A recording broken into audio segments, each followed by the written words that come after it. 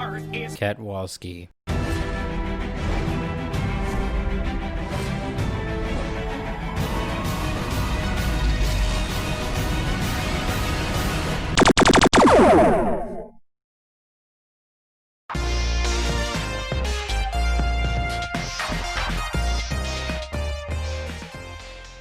Hey everybody, Ketwolski here, checking in with another one of our hashtag Earl Grey Pour Up video discussions. Today we're going to talk a little bit more about the USS Cerritos.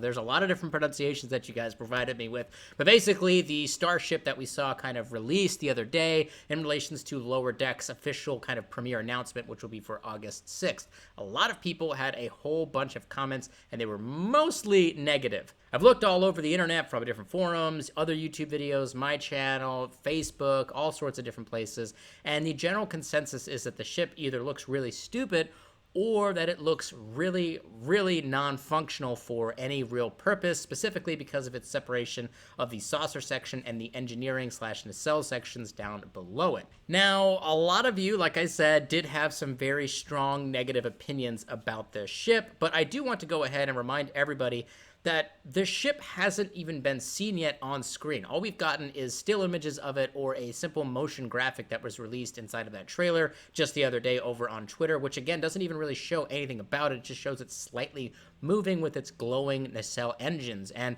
we don't even know anything about the ship. We don't even know what the top of it looks like, the back of it. We don't know anything about it other than it's got kind of like a saucer like the Galaxy class, and it's got a yellow stripe on it, and that's really all we know. So today's video is going to be talking a little bit about the ship itself, and then some of the ideas and theories that I have and that other people have in regards to what this ship really could potentially be used for. Okay, so let's talk a little bit about the context of the show. So guys and gals, remember that this is about the crew that goes in for the second contact mission, which is the first contact fun stuff has already happened. So this ship is not your primary explorer. It's not a defense ship. It's not a science ship. It's not an engineering focused ship. It's not your top of the line kind of ship. It definitely appears to be a little kit bashed in a lot of ways, but this is the secondary kind of ship that goes in to kind of clean up the mess of the first contact mission, which if Star Trek Regular is any indication, there's just, I don't know, just a whole bunch of messes all over the place. So their job is to integrate cultures that have had first contact made via the Prime Directive into the Federation and kind of get them acclimated to the entire culture of the rest of the United Federation of Planets.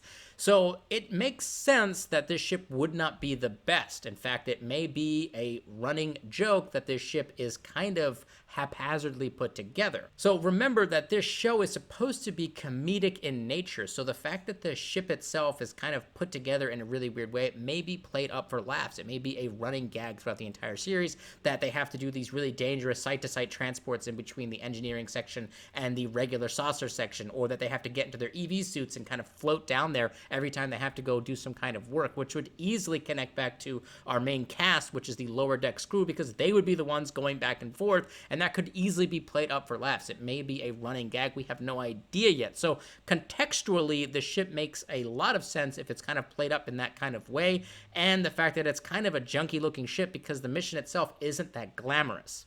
So now that we got some of the contextual stuff out of the way, I want to talk about maybe some of the functional stuff that the ship may be able to do that we're not even aware of yet. So obviously, looking at it, it definitely appears to have that kind of Galaxy class saucer section, and it has a similar looking kind of, engineering slash, I guess you could say, warp nacelle kind of breakdown of it. But obviously the middle section is very different from the traditional Galaxy class that we've seen before. A lot of people have likened it to the Oberth class, which is, again, kind of another really wonky looking ship. But the big thing here is that the top and the bottom of the ships are not physically connected in any way. So the idea is, how are they supposed to be getting back and forth safely and with, relative ease? So a lot of people have connected it to that, which I understand. It makes a lot of sense. I compared it to a Miranda, but the Oberth is another really good example of it. But what I think is interesting here is if you look at the still image of it, the nacelles and the kind of engineering piece there and the saucer section are all one color. But this metal bracket that attaches the saucer section to the bottom half of the ship appears to be a different color. So my theory is that this is in fact a very large warp Sled. Now, you guys remember the warp sled originally appeared in the motion picture. Spock's Vulcan shuttle used it to catch up with the Enterprise on its way to go and contact V'ger. We haven't really seen much of the warp sleds beyond that, but this would be kind of a much more expansive, massive version of that. And I think it's kind of interesting. I think it's very possible that this saucer section does disconnect from this bottom half regularly to land on planets or to get around to do its second contact mission, because maybe it makes a lot more sense for the saucer section to land so that they can kind of get supplies in and out from this new kind of culture that they're going to be integrating into the Federation. So there is a lot of kind of, I guess you could say, precedence there for the warp sled detachable piece. Obviously, the original Galaxy class ship can do that. Either we saw that in Generations when they had to evacuate, you know, the warp core having a meltdown, or we saw them using it during the Borg confrontations where the two separate sections of the ship would disconnect and then you'd have two ships to deal with. So there is some precedence there, and obviously we've seen the warp sled before, so that could be what this is about. Another really interesting theory that I liked was actually posted up by user WJ on my previous video in regards to the show's announcement, which it says, maybe the ship is able to alter its configuration. Almost looks like the engineering section can slide up and down the nacelles. Also, is that some sort of magnetic link on the underside of the saucer? Perhaps so it can accommodate other vessels. I think there's much more to the ship than meets the eye. And I love that. I love that idea there, and that's a really creative way to think about kind of the different design structures here. So again, in the context, this ship is designed to meet up with, I guess you could say, alien civilizations that have just barely broken the warp barrier. That warp 1 barrier means that you're ready to be kind of having that first contact done via the Prime Directive and being, you know, kind of integrated into the Federation. We actually got a little bit of references to that inside of the beginning of Star Trek Insurrection, where they mentioned the fact that post-Dominion War, the Federation was eager to bring in as many Warp 1 civilizations, warp-capable civilizations into the Federation as possible to kind of replenish their resources and their numbers.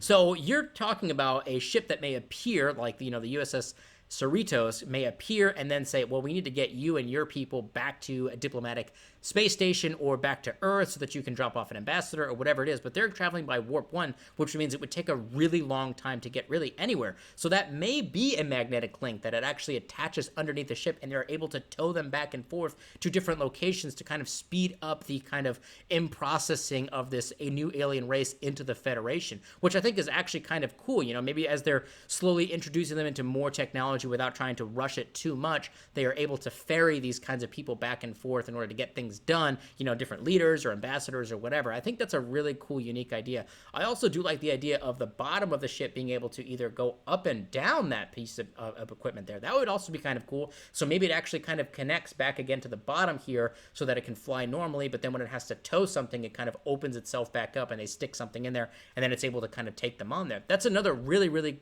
unique and creative idea.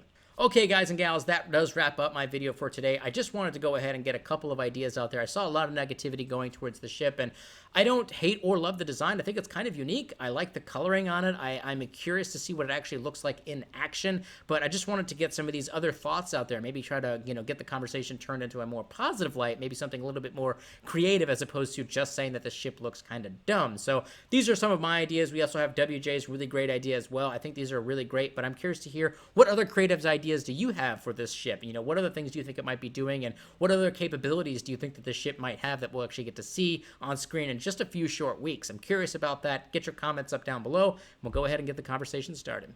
Live long and prosper, my Trekkies!